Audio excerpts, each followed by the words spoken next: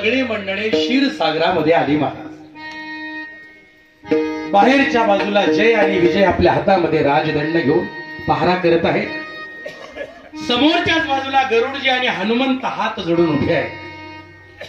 आणि तेवढ्यामध्ये क्षीरसागराचा दरवाजा बंद झाला. सगळी मंडळी भुकेने कोमेजलेली होती, चालून चालून दमलेली होती. आणि आता दरवाजा बंद झाला, पोटात अन्नाचा कण नाही, आता पुन्हा रात्र काढावी लागेल.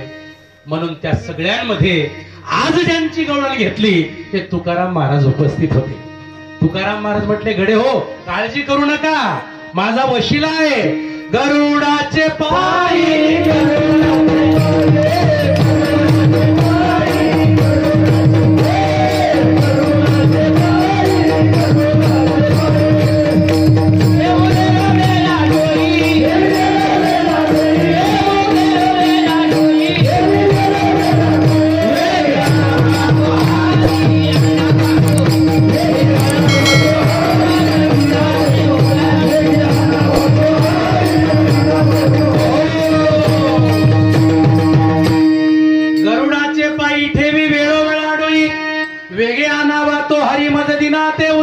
गरुडजी, अहो आमच्या सगळ्यांचा उद्धार करण्याकरिता हरीला उठवा.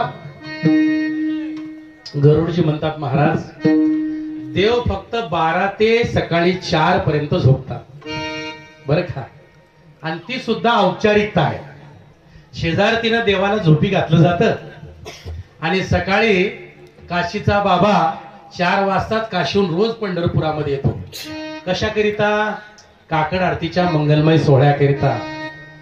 आणि त्यावेळेला देव पुन्हा, कारण सकाळची झोपी साखर झोप असते आहे का नाही महाराज. त्यावेळेला देव जर उठले नाहीत तर संत महात्मे देवाच्या बायकोला विनंती करतात, राई रखुमाबाई तुम्हा येऊ द्या, तुम्हा येऊ द्या दया, शेरे हालवले, शेरे हालवले, राई रखुमाबाई तुम्हा येऊ द्या दया, तुम्हा येऊ द्या दया,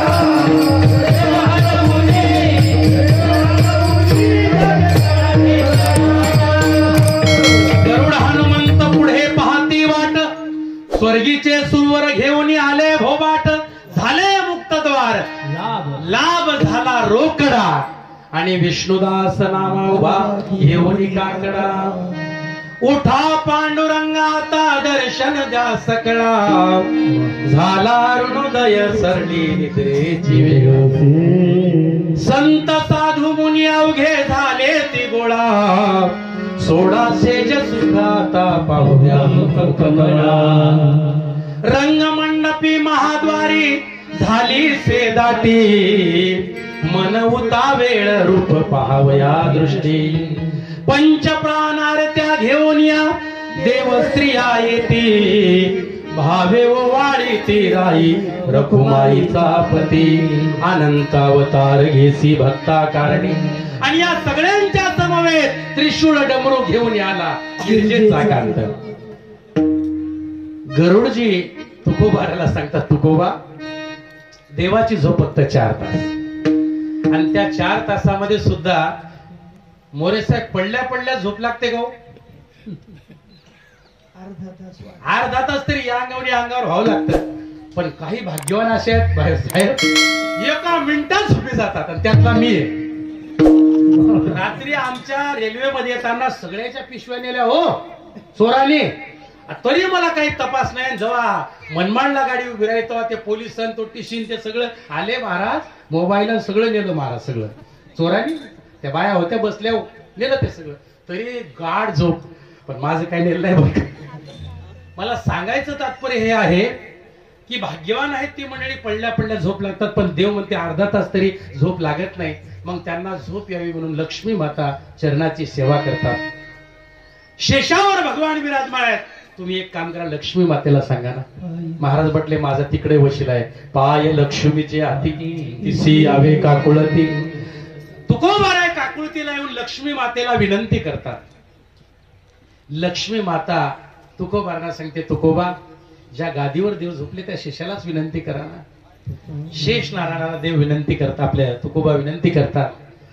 पण एकही तुकोबाच्या कामाला पडत नाही. काही काही वेळा असं होते महाराज, जवळचीच माणसं असतात पण एकही कामाला येत नाही, लय जवळचे असतात बरं का मोरे साहेब, पण काम एकाकडून होत नाही आणि मग मात्र स्वतःच लढावं लागतं. तसं तुकोबाराला इथं स्वतः लढावं लागलं. तुकोबाराने हात जोडले आणि देवाची स्तुती करायला सुरुवात केली.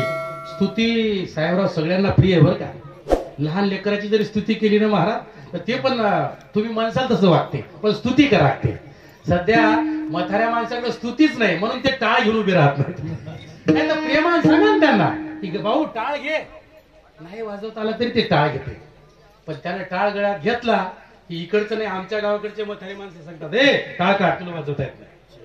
आता आपण का आईच्या पोटातच शिकून आलो का बापू साहेब? नाही ना, इथं आल्यावरच टाळ शिकला. आमचे गुरुजी होते ते म्हणले चुका आणि शिका. पहिले 1000 वेळा चुका नंतर शिका. 1000 वेळा चुकल्यावर एकदा तर शिकता येईल का नाही?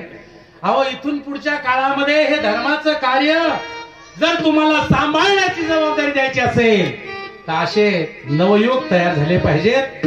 यांनी गळ्यात टाळ घेतले पाहिजेत, ह्याच्या मुली बसल्याच्या मुलींनी गळ्यात टाळ घेतले पाहिजेत आणि कीर्तनाला साथ केली पाहिजेत महाराज. कारण उद्याचं भविष्य तुमच्या हातात आहे. उद्या तुम्ही आध्यात्मिक संप्रदायाचे शिलेदार आहात. तुमच्याकडे पाहून पुढचा समाज चालणार आहे. एथ वडील जे जे करती तया नाम धर्म ठेविती, एर जे अनुष्ठिती सामान्य सकळ. आणि म्हणून मुलांनो माझी तुम्हाला विनंती आहे, पुढच्या सप्त्यामध्ये तुम्ही सगळ्यांनी टाळ घेऊन उभं राहिलं पाहिजे. या मंडळींना विनंती आहे, जर तुमची मुलं असतील तर यांना वारकरी पोशाख शिवून द्या. नेहरू शर्ट पैजामा जो आता आहे जीन्स पॅन्ट याच्यापेक्षा स्वस्त आहे, बरोबर आहे का नाही? एक पॅन्ट आणि तो, आणि तुमची सुद्धा इच्छा असू द्या की माझ्या मुलांना कीर्तनामध्ये टाळ घेऊन उभं राहावं. माझ्या मुलांना नुसतं मी मथारा धरावर जोडे मारू नये मला आणि घराच्या बाहेर काढू नये, ही अपेक्षा जर तुम्हाला वाटत असेल की मला घरात शेवटच्या क्षणापर्यंत माझ्या मुलांनी सांभाळावं, त्यावेळेला त्याच्यावर हे वारकरी संप्रदायाचे संस्कार जोपर्यंत होत नाहीत तोपर्यंत मुलगा महाराज त्याच्याशी एकरूप होणार नाही. आणि म्हणून मला सांगायचं तात्पर्य आहे, सगळी मंडळी क्षीरसागरामध्ये गेली, तुकोबाराने विनवणी केली, एकही कामाला आलं नाही. मग तुकोबाराने स्वतः लढायला सुरुवात केली. श्री अनंता मधुसूदना पद्मनाभा नारायणा जगव्यापका जनार्दना आनंद घना विनाशा सकळ देवाधिदेवा कृपाळवाजी केशवा महानंदा महानुभवा सदाशिवा सहजरूपा चक्रधरा विश्वंभरा गरुड ध्वजा करुणाकरा सहस्त्र पादा सहस्त्र करा क्षीरसागरा शेषशयना कमल नयना कमलापती कामिनी मोहना मदन मूर्ती भवतारका धरित्या क्षिती वामन मूर्ती त्रिबंधो अगाये सगुणा निर्गुणा जगज्जनित्या जगज्जीवना वसुदेव देवकी नंदना बाळ रांगना बाळकृष्णा तुकाला मज ठाव द्यावाजी चरणी हेची करीत से विनवनी भवबंधनी सोडवाया. तुकोबाराने लोटांगण घातलं आणि जगाच्या बापानं नोकराला नाही सांगितलं दरवाजा उघडा, स्वतः उठले आणि स्वतः क्षीरसागराचा दरवाजा उघडला. पृथ्वी माता पुढे आली, सगळ्यांनी भगवंताचा जय जयकार केला. पृथ्वी मातेनं कथन केलं.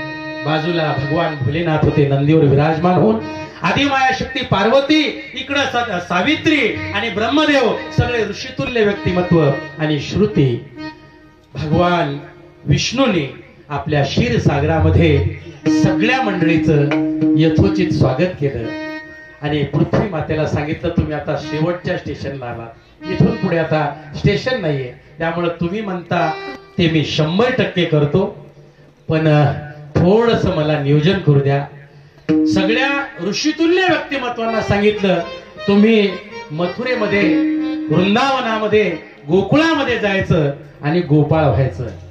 त्या श्रुतींना सांगितलं तुम्ही गवळणी व्हायचं. आणि मग भगवंतानी सांगितलं आपल्याला जायचं, एखादा तरी जोडीदार नको का? श्रीपाद बाबा सांगायचे प्रवासामध्ये 2 असावे, प्रपंचामध्ये कमीत कमी 3 असावे आणि परमार्थामध्ये ओनली फॉर 1. बर का? म्हणून म्हटले एखादा तरी जोडीदार असावा. मग लगेच मागच्या वर्षीची यादी काढली, वर्षीची नाही मागच्या अवतारातली यादी काढली. आणि मागच्या अवतारामध्ये सगळ्यात मोठं काम कोणी केलं तर साहेबराव महाराज शेष नारायणाने काम केलं होतं. त्याचं नाव आल्याबरोबर भगवंत सांगता शेषजी आपल्याला खाली जायचं आहे. शेष महाराज म्हणले, देवा मागच्या अवतारामध्ये मला काय त्रास झालाय तुम्हाला काय माहिती? हा, अहो जरी आपण सोबत होतो तरी ज्याचं जळतं त्यालाच कळतं. त्याच्यामुळे माझी काय फजिती झाली हे काही तुम्हाला माहित नाही. देव म्हटले, असं काय बोला लागले शेठजी? अरे मला सगळं माहित आहे तुमचं. आणि मग देवाने सांगायला सुरुवात केली, अगाध बंधुपणाची सीमा तू दाविली सख्या उत्तमा, एवढा माझा अंतरात्मा प्रेमे वाढविला, मजला गी नवमास कष्टलास, राजभोग त्यागुनी विलास, सेवा केली 14 वर्ष निराहार राहोनिया, नाही आठविली माता सुतदारा, वैभव विषयाचा लागू दिला नाही थारा. शेजी म्हटले, महाराज थांबा. मुळापासूनच सांगायला सुरुवात केली. म्हणे, शेषा जगाच्या पाठीवर त्रेतायुग होऊन कलियुग आलं तरी सुद्धा 2 भाऊ जर एका जीवाने वागत असतील तर आजही 2 भावाच्या पुढे जुन्या मंडळीकडे जर गेलं तर उदाहरण फक्त आहे, ते म्हणतात, वा काय राम लक्ष्मणासारखे भाऊ आहे, वा काय भरत शत्रुघ्नासारखे भाऊ आहे. असा भाऊ तो मला त्या काळात भेटला रे राजा. त्यानंतर सेवा केली 14 वर्ष निराहार राहोनिया. इथं नुसतं काल्याचं कीर्तन केलं की लगेच बघा आमटीला फोडणी दिली, आता लगेच आपल्याला प्रसाद आहे. पण लक्ष्मणाने जी सेवा केली महाराज, ती 14 वर्ष केली. आणि 14 वर्ष कशी केली? रिकाम्या जागा भरा असा प्रश्न जर आला तर जी रिकामी जागा भरायची असते त्याच्या खाली अंडरलाईन करायची असते. बरोबर आहे का? हा, तसं सेवा केली 14 वर्ष निराहार राहोनिया. अन्नाचा कणही न घेता 14 वर्ष मोरेसाहेब सेवा केली. आणि 14 वर्ष सेवा केली म्हणून रामाच्या बाजूला लक्ष्मण आहे. जनक राजाची पत्नी, जनक राजाची कन्या आहे, दशरथ राजाची सून आहे, पण तरी सुद्धा प्रभूची कणभर सेवा केली म्हणून रामरायाच्या बाजूला सीतामाई आहे. सहनशीलतेचं अति उच्च प्रतीक म्हणजे सीता माता आहे. मी तुम्हाला ती सीता नाही सांगत, तुमच्या घरातली जी सीता आहे, तुमच्या घरातली जी सखू आहे, ती सुद्धा सहनशीलतेचं टोक आहे हो. मायबापाने तळ हातावरच्या फोडाप्रमाणे लहानाचं मोठं करायचं.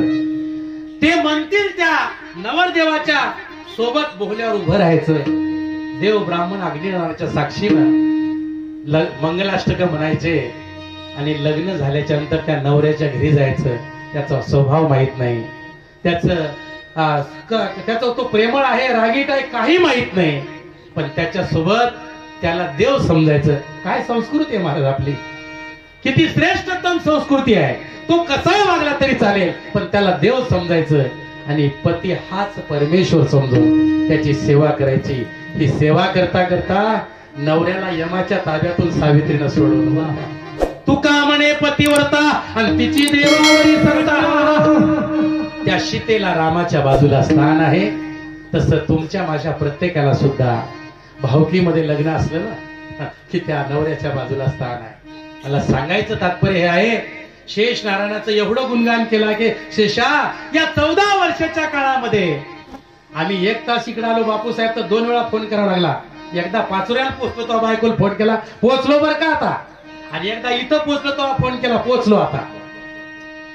पण 14 वर्षाच्या काळामध्ये लक्ष्मणाने एकदाही उर्मिलेला फोन केला नाही का त्याची आठवण काढली नाही. राम म्हटले, अरे सगळ्यात जास्त प्रिय पत्नी असते पण तू 14 वर्षामध्ये एकदा सुद्धा आठवण काढली नाही, हे मी स्वतः जवळून पाहिलं.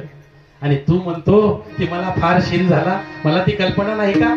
यावेळेला तू मोठा हो मी लहान होतो नाही म्हणू नको. एवढं चढवल्यावर मग काय पाहायचं का मला? अहो एका क्षणात तयार झाले. इकडं वसुदेव देवकीचं लग्न, लग्नामध्ये लोक मुहूर्त काढतात. तुमच्याकडे काढतात का साहेबराव महाराज? पैसे देऊन असतो मुहूर्त का तसाच असतो? ब्राह्मण काकाला काहीतरी दक्षिणा, लोक पैसे देऊन मुहूर्त काढतात पण मुहूर्तावर लग्न लावत नाही. भाऊ तुमच्याकडे लागतात का मुहूर्तावर लग्न? लोक पैसे देऊन मुहूर्त काढतात पण मुहूर्तावर लग्न लावत नाहीत. दोष आहे. कारण तुम्हाला मुहूर्ताचं महत्व एका अर्ध्या क्षणात सांगतो. त्यावेळेला सगळे गण जुळवले जातात, देवगण, मनुष्यगण, राक्षसगण, आणि दोघांचे गण अनुकूल आले तो मुहूर्त निघतो लग्नाचा, है का नाही. त्यावेळेला पेताड माणसं काय करता आशीर्वाद न्यायला देऊन, हा सगळ्या गाड्याचा खराबा सगळं खा यायला आशीर्वाद द्यायला लिहून करता का. पण सध्या नवरदेव पेताडच घेऊन देतो, अर्धे तर त्याची गॅंग नाचणारीच असते. इकडचं नाही सांगत, आमच्या पुण्याकडचं सांगतो बरं का. आणि मग ही पेताड गॅंग कायदा नाचायला लागली की त्याच्या नाचण्यापायी अर्धा एक एक 2 तास लग्न लेट होता. तो काय सांगावं तुम्हाला महाराज, ज्या वेळेला ते 2 गुण जुळतात वधूचे आणि वराचे, त्यावेळेला एकही माणूस जरी आशीर्वाद द्यायला आलं तर ते स्वर्गातले 33 कोटी देवता आशीर्वाद देण्याकरिता उपस्थित असतात. आता ते महत्वाचे माणसं आहेत महाराज. व्हीआयपी माणसाचा दौरा किती वेळा असतो. मोरे साहेब समजा पुण्यातले पोलीसचे प्रमुख तुमच्या पाचोऱ्याला यायचे असते, किती वेळ असतात ते, त्याचा वेळ मोजून असतो का नाही, सेकंदासहित मोजून असतो. किंवा देशाचे पंतप्रधान राष्ट्रपती यांचा वेळ मोजून असतो. किती वाजता यायचं, विमान किती वाजता लँडिंग होणार, कलेक्टर साहेब किती वाजता स्वागत करणार, नंतर गाडीत बसणार, ज्या ठिकाणी कार्यक्रम तिथे किती वाजता राहणार, त्यांचं भाषण किती वेळाचं असणार, सगळं अप टू डेट महाराज अगोदर प्लॅनिंग ठरलेलं असतं. तसं या ठिकाणी भगवंतानी सांगितलं की आपल्याला जायचं आहे, तू पाहिजे आहे, आपल्याला जायचं. इकडं लग्न लागलं पण मुहूर्तावर लग्न लावलं नाही. परिणाम असा झाला, संध्याकाळी वरात होती, वरातीमध्ये खाणारे, नाचणारे, गाणारे, पिणारे सगळेच आले होते, कारण ती कंसाची बहिणीची वरात होती. आणि मग महाराज वरात नाचता नाचता अर्ध्या गावापर्यंत आली आणि आकाशवाणी झाली, हे मूर्खा कंसा, नाचतोस काय, याच देवकीच्या पोटी येणारा जो आठवा आहे तो तुझा घात करेल. ही आकाशवाणी ऐकल्याबरोबर कंसाने एका हाताने देवकीच्या केसाला धरलं, दुसऱ्या हाताने म्यानाचं शस्त्र काढलं, खड्ग घेऊन माराया धाव, खड्ग घेऊन माराया धाव,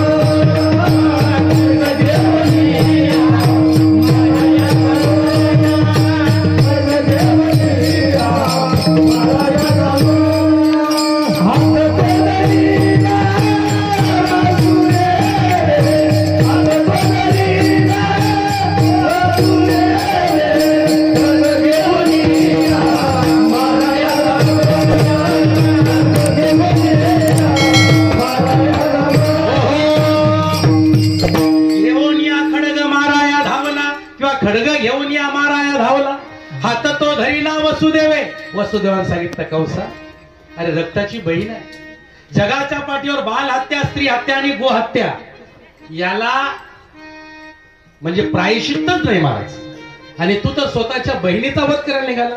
मला हिच्या आठव्यापासून जर माझा घात होणार असेल तर हिला ठेवण्यात काय फायदा आहे.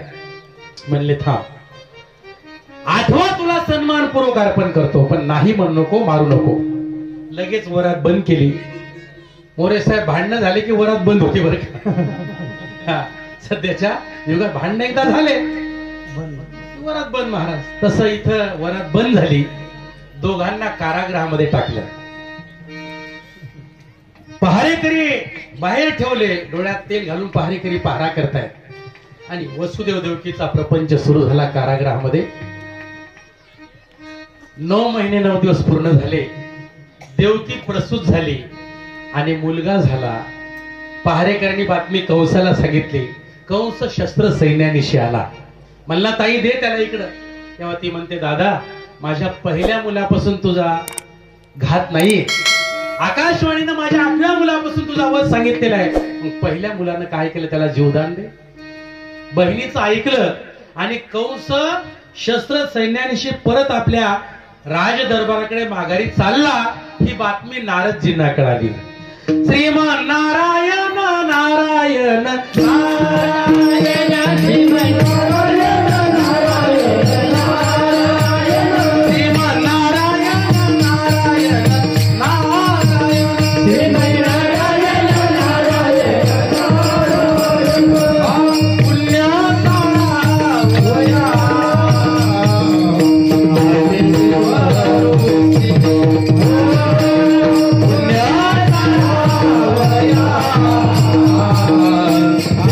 देवा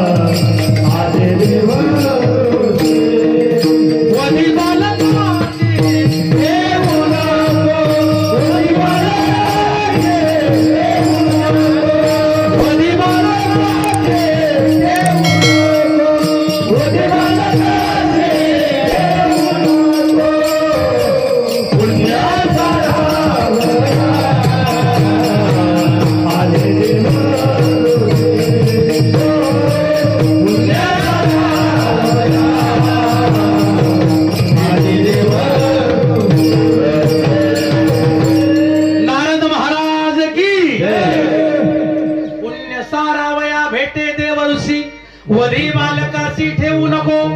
नारदाच्या दरबारात गेल्याने सांगितलं, नारदा मूर्ख आहेस का? त्या बालकाला कशाला सोडलं? अहो तो म्हणला, मी आकाशवाणी ऐकली, बहिणीने विनंती केली, 8व्यापासून वध आहे, 8वा मग त्याला मारावं म्हटलं. अरे म्हणे उलट मोजते, 8व्याला 1 नंबर देऊन उलट मोजते, पहिला किती येतो ते बघ, पहिला किती येतो? 8वा येतो. म्हणे बियालाच ठेवू नको, म्हणजे काळजी करायचं काम मुळात सगळं उपाटून टाक ना. काही काही पिकं आपले काही काही तणकट असे असतात.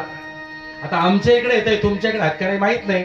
त्यामध्ये एक हरळी आहे, एक कुंदा आहे, आणि आता बरेच आहेत दुसरे काय ते गाजर गवत वगैरे असे काही तण आलेले. तर साहेब हे मुळापासून उपटून टाकले आणि याला बांधार नेऊन जाळलं तरी त्याचं बी उगवते. गाजर गवत ते साधं आहे का मार? अहो त्याला जाळून टाकलं तरी ते उगवतात. इतके तणकट जबरदस्त आहे. तसं ते म्हटले मुळात सगळं त्याने जाळून टाक, म्हणजे कामच नाही ना महाराज. आणि तसंच केलं त्यांना. देवकीचे 6 लेकर मारून टाकले. आता 7वा येणार आहे, तो आहे साक्षात शेषाचा अवतार. 7 महिन्याचा गर्भ देवकीच्या उदरात आहे. भगवंतानं योग मायेला बोलवलं आणि सांगितलं, तुम्ही जर एवढं काम केलं माझं, तर जगामध्ये तुम्हाला आदिमाया शक्ती म्हणून पूजल्या जाईल. हे काम करा. 7 महिन्याचा गर्भ उचलायचा आणि वसुदेवाची दुसरी पत्नी आहे गोकुळामध्ये रोहिणी, तिच्या उदरामध्ये नेऊन ठेवायचा. हे काम जर तुम्ही केलं तर तुम्हाला जगत मान्यता प्राप्त होईल. आता आदिमाया शक्ती ही देवाच्या अधीन आहे बरं का. आणि म्हणून भगवंताने दिलेली आज्ञा शिरसावन्य मानली आणि आदिमाया शक्तीनं तो गर्भ उचलला आणि त्या रोहिणीच्या उदरामध्ये नेऊन ठेवला. तुम्ही म्हणसाल, तुम्ही काय वडाची साल भाबळीला लागले का? गर्भ उचलायचा आणि तिकडे नेऊन ठेवायचं हे सोपं आहे का? अहो सांगा, टेस्ट ट्यूब बेबी मध्ये जर एका गर्भामध्ये, एका आईच्या गर्भामध्ये उदरामध्ये जर गर्भधारणा प्रत्यारोपण करता येतं, तर देवाला हे अशक्य आहे का महाराज? कदाचित 30 टेक्नॉलॉजी वापरली असेल याच्यामध्ये सुद्धा, असं मला म्हणायचं आहे. महाराज तो गर्भ उचलला, इकडे सकाळ झाली, पहाटे तर पाहतात तर गर्भ नाही, गर्भ जिरला. म्हणून देवकीला काळजी आणि तिकडं रोहिणीला 7 महिन्याचा गर्भ म्हणून तिला काळजी. आकाशवाणी झाली, काळजी करू नको, तुझ्या उदरातला साक्षात शेषाचा अवतार आहे. 9 महिने 9 दिवस पूर्ण झाले. रोहिणी माता प्रसूत झाल्या, मुलगा झाला, नाव ठेवलं बळीराम दादा. आता 8वा येणार आहे. 8वा येण्याकरिता अनुकूल वातावरण आहे. सगळेजण तुम्ही पण मला साथ करायचे बरं का. सगळं काही अतिशय मंगलमय वातावरण आहे. ग्रह नक्षत्र अनुकूल आहेत. देवानी येण्याचा दिवस वेळ सगळ्या गोष्टी ठरवलेल्या आहेत. आणि मग रात्री 11:59 झालेली आहे. देवकी आणि वसुदेव कारागृहामध्ये आहेत आणि 11:59 अयोनी संभव 5 वर्षाचा लख प्रकाश जसा सूर्याचा असतो तसा लख प्रकाशमान 5 वर्षाची मूर्ती समोर उभी राहिली. ती 5 वर्षाची मूर्ती एवढी काही दैदिप्यमान होती महाराज. तुझी निढळी कोटी चंद्र प्रकाश, कोट्यावधी चंद्राचं जेवढं दैदिप्यमान स्वरूप आहे, कोट्यावधी सूर्याचं जेवढं प्रकाशमान स्वरूप आहे, तेवढं त्या मूर्तीचं स्वरूप होतं. त्या मूर्तीनं सगळ्यांचे डोळे दिपले, लख प्रकाश पडला. वसुदेव आणि देवकी तर मूर्छित पडल्यासारखे झाले. जसं काही गाड्या अशा लाईट मारतात साहेब, तुम्ही ड्रायव्हर आहात तुम्हाला माहिती आहे, त्याचा लाईट आला की आपला लाईट काही चालतच नाही, डोळ्यावर मारला तसा लख प्रकाश पडला. मूर्छित पडले. देवाने आपल्या मायेने त्यांना जाग केलं. तेवढ्यामध्ये वसुदेवजी सांगतात, बाळा आतापर्यंत 6 झाले, 7वा निघून गेला आणि तू 8वा पण सगळ्यापेक्षा वेगळाच आहेस. म्हटलं, हो मी सगळ्यापेक्षा वेगळा आहे, मी सगळ्यापेक्षा वेगळा आहे. अरे पण मग तुला एवढा मोठा होण्याला आमचा मुलगा कोण म्हणे? म्हणले, बाबा आता मी जे तुम्हाला सांगतोय याची अंमलबजावणी लगेच करायची, कारण माझ्याकडे वेळ फार कमी आहे. नंदाच्या घराला, नंदाच्या घराला मजले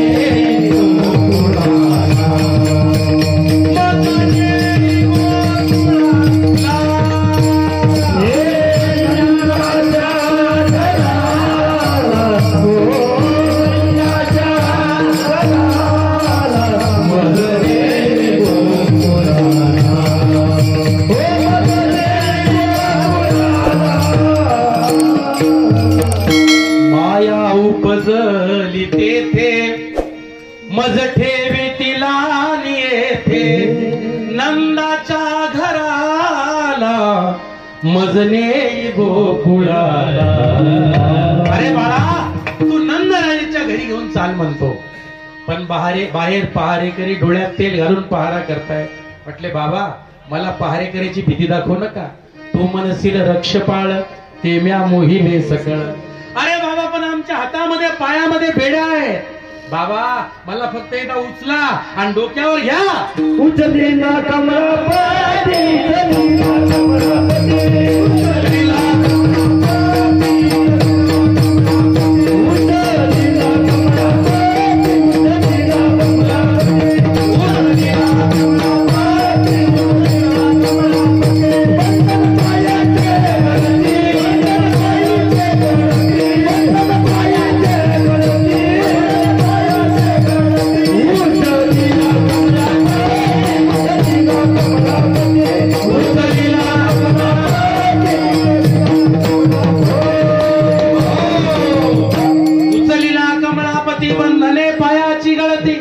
उचललं महाराज आणि डोक्यावर घेतलं. एका टोपलीमध्ये त्या बाळाला ठेवलं.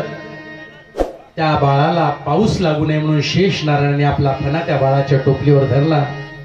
आणि मोरे साहेब, आपण जसं आपल्या लेकराकरिता रात्रंदिवस काम करतो, तसं एक बाप ज्याचं नाव आहे वसुदेव, यशोदा मातेचं देवकीचं कोडकौतुक सगळेच जण करतात, पण रात्री 12 वाजता पाऊस चालू असताना त्या बाळाला डोक्यावर घेऊन गोकुळाकडे जाणारा बाप मात्र थोडासा दुर्लक्षित आहे. आजही तसंच आहे. त्या बाळाला टोपलीत घेतलं आणि वसुदेव गोकुळाकडे निघाले. यमुनेला पाण्याचं भरत आलं. यमुनेचं पाणी वाढायला लागलं. वसुदेवानं पाण्यामध्ये प्रवेश केला. पहिलं गुडघ्या एवढं पाणी, नंतर टोंगळ्या एवढं पाणी, नंतर मांड्या इतकं, नंतर कमरे इतकं, नंतर छाती इतकं, आता गळ्या इतकं, आणि आता नाका तोंडात पाणी जायची येणारी. मग वसुदेव अशा टाचावर करू लागला. देवाने पाहिलं आणि देवाने आपला दिव्य पाय बाहेर काढला. त्या दिव्य पायाला यमुना मातेनं साष्टांग प्रणिपात केला.